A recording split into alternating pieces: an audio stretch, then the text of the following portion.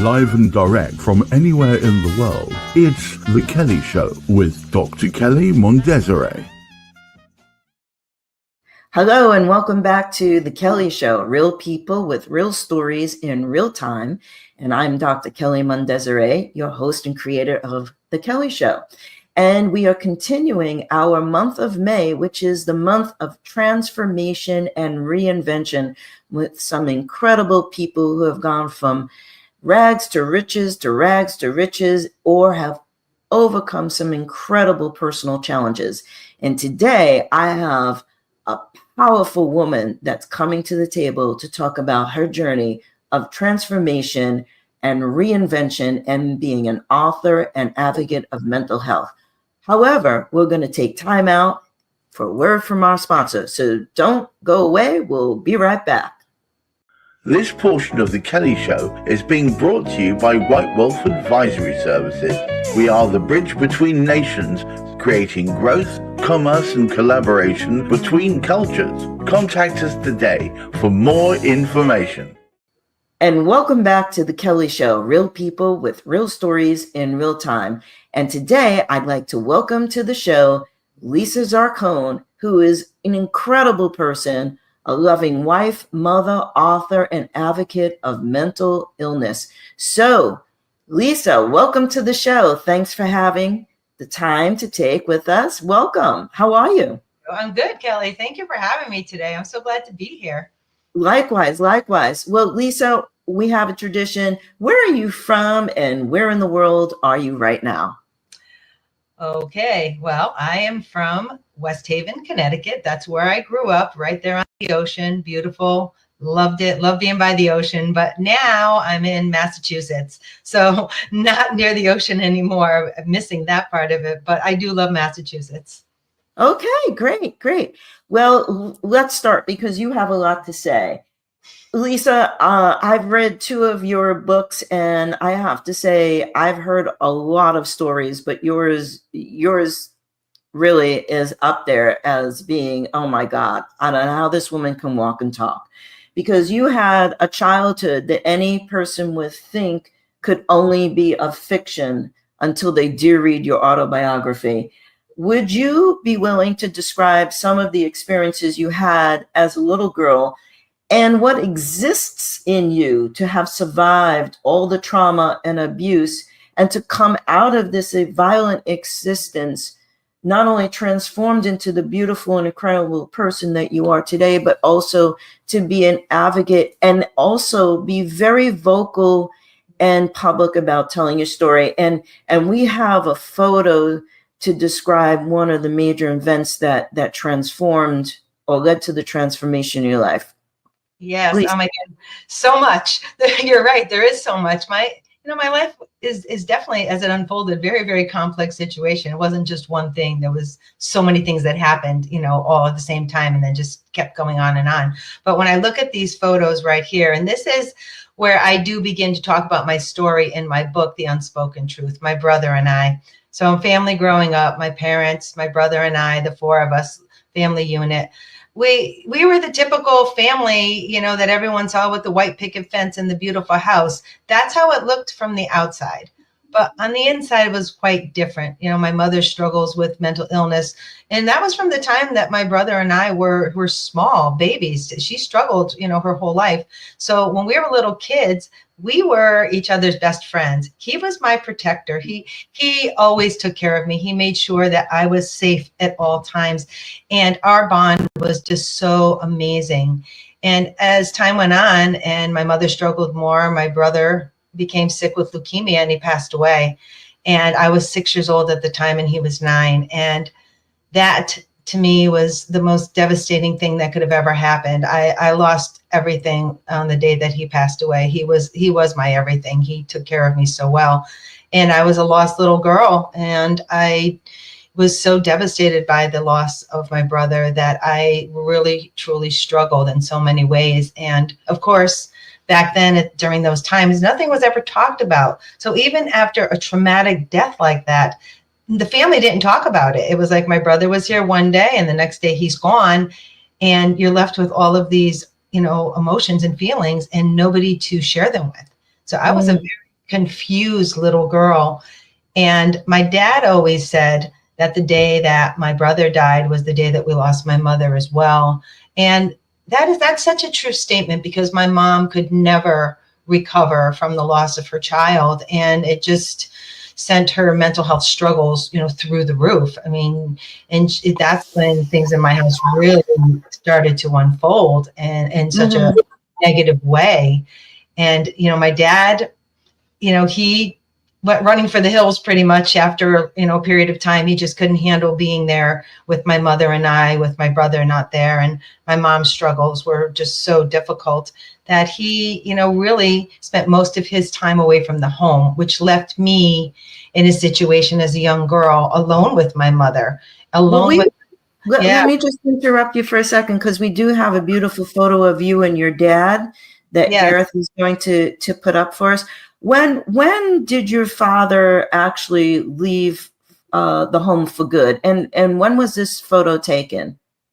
Yeah, so my dad he stayed for a few years after the death of my brother, but he wasn't there, if that makes sense to you. Like, he was always working. He was out doing his thing. He spent very little time with us as a family. He just couldn't be there. So my dad left when I was like 12 years old, I believe, at that time. So from 6 to 12, he was still living in the home, but not present. And, and after that, he, moved out and they got divorced. This picture right here, I am about 16 years old at the time, 16 years old at the time. And we're at my grandmother's house. So you're looking at probably 1980. I'm going to put a date on it. So I would visit my dad at my grandmother's house, his mother. So that was a picture taken there on a holiday. Well, let's get back to the story that's pretty prevalent, which is the relationship with your mother and living with your mother and dealing with her mental health challenges. Can you describe what her diagnosis was and how that manifested in her behavior, but also how that affected you? And just share whatever you feel is, whatever you want. Yeah. There's a lot. I mean, yes, again, a lot of things. So to try to, put it into perspective. So my mom suffered she was bipolar. She was manic depressive. She had mania. So she was also she had schizoaffective behaviors due to the mania, but she wasn't a true schizophrenic. She also had borderline personality disorders. So my mom had a lot going on. And of course, she was one of those people that did not want to be on medication. So we rode that roller coaster of the highs and the lows, and nothing was ever stable. So going back into my childhood when I was young, my mom's behaviors started to show more and more and on deeper levels. So of course it started with physical and emotional abuse. That's where it started. And then from there, it went to more of that mental abuse, really, pounding it in hard. And then unfortunately, because of her, behaviors and her struggles, she brought a lot of unsafe people into our home, and they preyed upon me as well. So not only was I getting abused by my own mother on so many levels, that was also getting preyed upon by strangers. And unfortunately, at one point, I was sexually abused. So that just added on to all of the other things that were happening. But when you want a picture of what it was like being with my mother, I can give you an example. So my mom would go into these moods where she would just stop talking and she would be silent, but you can just see that her eyes were like very dark and black. And she would wander the house and she wouldn't speak, but she would have this look on her face. So very scary as a young child. You're trying to talk to your mom and she's not responding. And one night I'm in bed and I hear her come into my room, and she has the scissors, and she has them in her hand and she's holding them like this. Comes in and she's standing at the end of my bed and then comes closer. And I'm like, Mom, and I probably at that time about 9. And I'm like, Mom, what's happening? What's happening? What are you doing? And I didn't know what she was going to do. And I was terrified. But the thing that was the most scary is that she didn't respond to me at all. She just stared at me with this glare and then turned around and walked back out. And that's one of the countless examples I can give you of what happened. I mean, every day there was something else. As a young girl, every time I walked up the steps of my house, which I called the House of Horrors, that was the name I gave my own house. And I would walk up those steps and my stomach would turn and I would just be so nervous and terrified because I didn't know what I was going to be stepping into. So every day there was something happening. Every day there was a new event.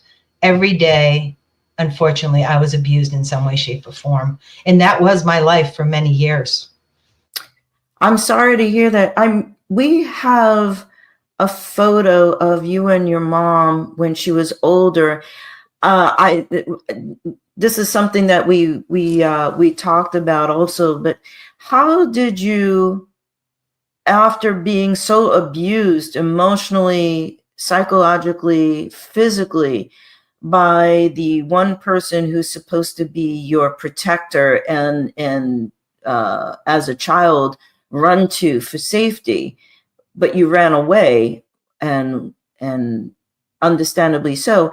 How did you make peace with your mother and actually become her advocate for her health in her later days? And I have to say, this is a beautiful photo. Your mother was a very beautiful woman. But do tell us about that journey of forgiveness and how you came to peace with your mom, please. Yes, that was a very, very long journey to get there. But there's one thing I can say, growing up into my teenage and into my adult years, no matter how angry I was at my mother, and at times I hated my mother, and I used to say it out loud.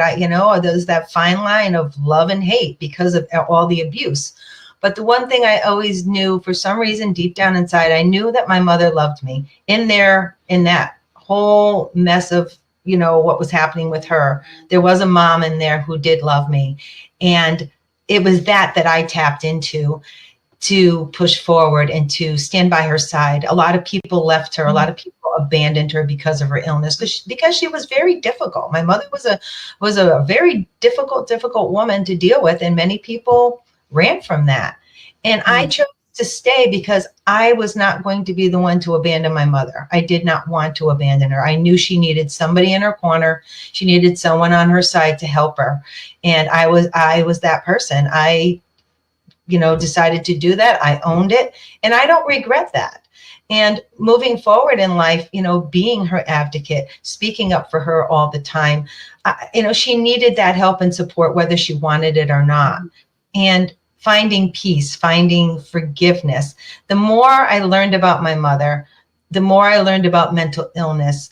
I had to figure out ways to separate the two. Who is Joanne and what is the mental illness? And it was in all of that I found my mother and the story she would share with me from her past. And she asked me to write her story. She's like, please, Lisa, share my story with the world. People need to understand the reality of what mental illness does, not only to the person, but to the family. She wanted people to know. She wanted to have a voice, and I promised her I would give her a voice. So writing her story was a whole nother step towards healing because, I knew her story. And then, of course, our story together as mother and daughter, very complex.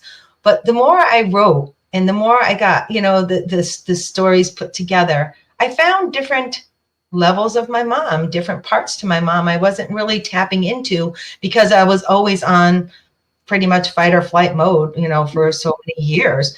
But the more I worked on the story, the more I spoke with my mother, I did find peace. And her and I had some really deep conversations about the past and what happened and how it fell apart. And she did apologize. She said she was sorry. It was never the life that she wanted for me or for her or for all of us.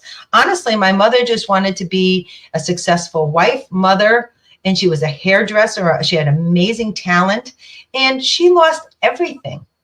And I think that's another place to find forgiveness, is because here's a woman who wanted these things, was really, tapping into those things. And then it was all plucked away from her one by one. So many levels, so many things to work through. But in the end, I did find forgiveness for my mom because I know it's not the person that she was or wanted to be. Unfortunately, it's the illness. It was the illness. Well, thank you for sharing that. And I have a question. what is it inside of you that dug deep, or what was it that changed your perspective from I'm stuck in this house, I'm failing in school, I'm acting out, and to the viewers, you must read Lisa's books. I mean, you won't put them down. You know, they're just amazing reads, both of them. But what was it? And we have a photo of you lecturing. What was it inside of you, or what changed your perspective to become an honors student, a graduate, a successful businesswoman, and explain what is the women of impact to us? I mean, look at you from being abused and this little girl with no way out. Look at you here lecturing and in the spotlight. Do tell. Yes. So as I came into my teen years, I hit a pivotal point where I was getting in trouble. I was failing in school. I was angry with the world.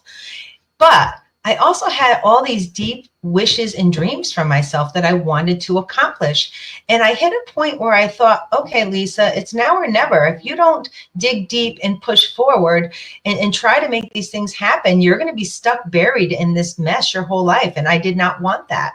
So I did dig deep. I did fight really hard.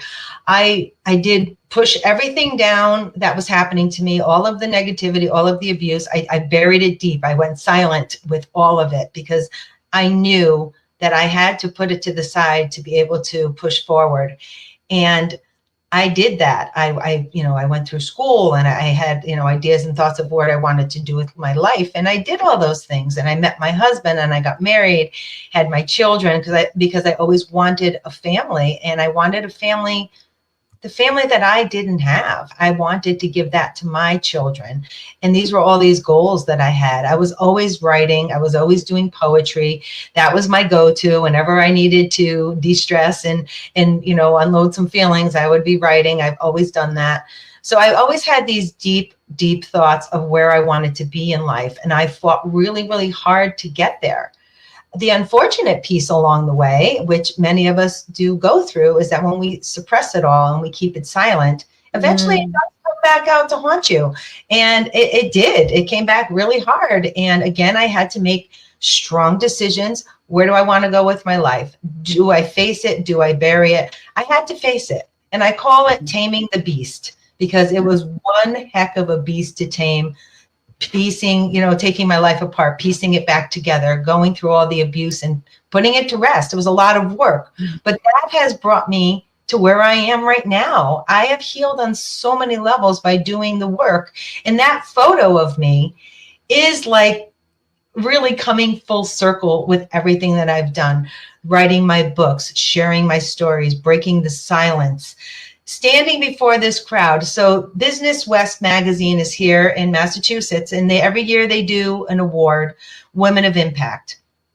I was chosen of one of 8 women to come share my story, to get an award for all the work that I do out in the community and for sharing, my advocacy work. So that was a moment where I got to stand up in front of a crowd of well over 300 people, with my family included. And I shared my story, I shared my journey, and it was such a powerful moment. And it really felt incredible to speak so freely, to be able to speak about my past without falling apart. So all the work that I did to get to this point, really, I felt like I shined in that moment, and I held on to that moment so tightly because I'm like, wow, here it is. I did what I wanted to accomplish, and even far beyond what I thought I could accomplish. And Okay. that was interesting. Yeah, we have a photo of your family that we're going to put up. That's a beautiful, beautiful family you have there. And I have a question for you. You never told your husband about your childhood until how many years did you know him? Oh my goodness. Well, first of all, yes, my beautiful family. I love that picture of us. It's just such a great moment. And my husband and I were together 10 years, 3 kids in, before I was able to disclose what happened to me. The damage had run so deep that I could not say the words out loud. And I knew of course, about my mother's illness, because he dealt with my mother. He saw that. He did not know about the sexual abuse. He did not know the depth of the abuse my mother bestowed upon me. So I had to share all of this with him.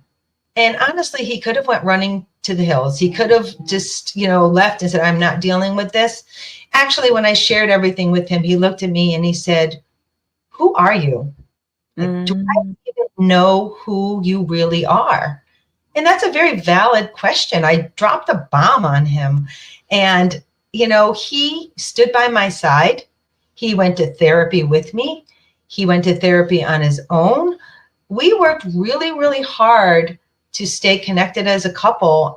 For us, our family, I do believe true love was the basis to all that, because when John and I met, it was love at first sight. We both knew in that moment we wanted to be together and create a life together. And that is what held us together during the hardest times. And now, here we are 39 years later, 3 grown children. We have 4 grandchildren. We're raising 2 of our grandchildren. And we have a full life. And we have a lot of love and laughter. And I feel so very blessed. I feel that was a gift that was given to me for all the hardships that I'd gone through. I consider John my gift. That's nice. So we have a photo of some of your books that you've written. Look at this. Okay, so I have, and thank you for the autographed copies, The Unspoken Truth, The Book of Joanne, and The Advocates, The Healers, and Heeding a Higher Calling. Now, as of the time of this interview, that 3rd book has been out. So congratulations on that. Thank you. But I highly recommend anyone out there to read these books, because it talks about mental health challenges, what it does to the families, and digging deep and finding the strength of character and forgiveness of a family member who has mental health issues, who acts out in the family. My question, Lisa, which I'm thinking of just now, and you can answer, you can not answer, is bipolar disorder is defined as being chemically induced, chemically meaning it's a chemical disorder, and it tends to run in families. Have you ever stepped back and, as a mother and a grandmother, and of course for yourself, have you had fears that, oh my gosh, maybe I'm passing this down to my children or my grandchildren, or do I myself have these traits? Have you thought about that? Stupid question? I don't know. No, it's not a stupid question. It's actually a very valid question. And I've thought about it my whole life, watching my mother, be so ill and going through all these stages. And as I grew up, I was terrified that I was going to be like my mother. It was one of my worst fears, that I was going to be sick like her. But something inside of me always felt different. Like I felt like, okay, I've definitely got my issues. I've got my, I have PTSD. I have, all those different triggers about life and anxieties and, from the abuse and trauma. But I'm very strong-minded. I'm very sound in my mind. And I know that with my struggles and everything that happened to me, I don't see myself as being mentally ill. Do I worry also about that being passed to my family members? Of course, I did worry about that. After the birth of every child, I'm like in my mind going, please don't let them, get the the genes that will, make them struggle in life. And I can say, my kids, I see little things here and there with certain things, but everyone is doing well and successful, and they're all wonderful in their own right. So again, very grateful to that. And my grandchildren, they're doing their thing. So everybody's, well and happy. So I it's good. It's good to know that everything's okay. But yeah, I've always thought about it. It's been in my mind since I was a little girl. All right, and I asked that question for the viewers out there that might be going through their own journeys with family members. We are going to take a short break for a word from our sponsor, and we'll be right back with Lisa Zarcone, author and mental health advocate. So don't go away. We'll be right back. This portion of the show is brought to you by Many Purple Hats, MPH, Vroom! Get noticed online, stand out from the crowd, differentiate yourself from all that white noise. Vroom! And welcome back with Lisa Zarcone, mental health advocate and author. Lisa, I have a question to ask you. We have a tradition here on The Kelley Show, and I kind of know who this is going to be, what your answer is, but if you can name one person, place, thing, or experience that you're thankful or grateful for, who or what would it be? And Gareth, let's put up that beautiful photo. Who's the stud? Oh my goodness, I love that photo. That's like one of my favorites. That stud is my husband, Johnny. He is my everything. Yes, when I think of, somebody in my life that changed my life and has always been by my side, it's definitely my husband, John, because he's walked these steps with me, and he has never left my side. He's never faltered in, who he is as a man and a family man. I always joke and say, if you open up the dictionary and look under family man, you're going to see John's picture, because he is the epitome of a family man. He's so committed and so loving to everybody in our circle. And he's just amazing, but he really has. He's stuck by me, and he's helped me through so many things. And we've just grown together in such an amazing way. And that picture just shows our joy. We're at Disney World with the kids, our grandchildren. And when they took that photo, I was just like, wow, that just says it all. After 39 years of marriage, we could still smile at each other like that. It doesn't get any better. That's for sure. Well, good for you. God bless, and I'm very grateful for Rachel Beck for introducing us, and I want to hear all about the Easter dinner you're cooking up as we talk about food. But I want to thank you so much for coming on very briefly. But however, I hope the viewers out there will take this to heart, read your books, and reach out to you. And speaking of reaching out to you, we have Lisa's contact information we can put up here. Beautiful photo, by the way. If you'd like, you're welcome. If you'd like to reach out to Lisa, we have our contact information here. Please do email her, look at her website, certainly read her books. They're incredible, truly incredible. And I want to thank you so much once again for being on The Kelley Show.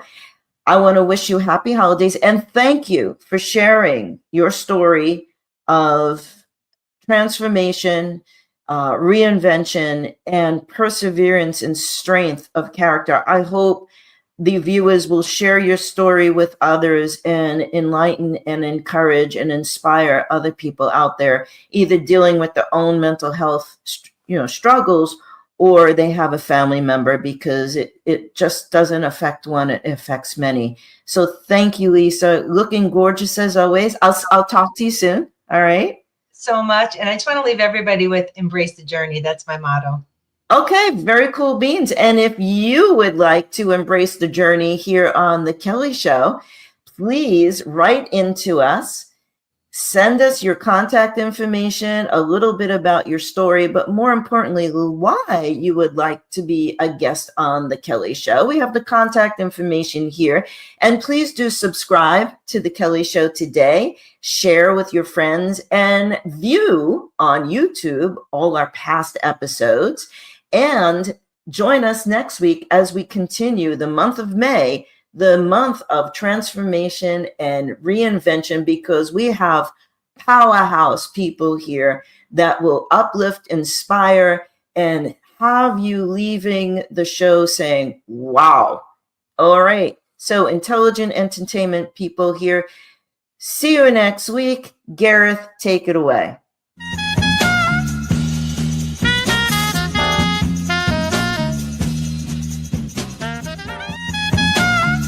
If you would like to be a guest on The Kelley Show, send us an email with your contact information, where in the world you are, and a brief description of the story you'd like to share today.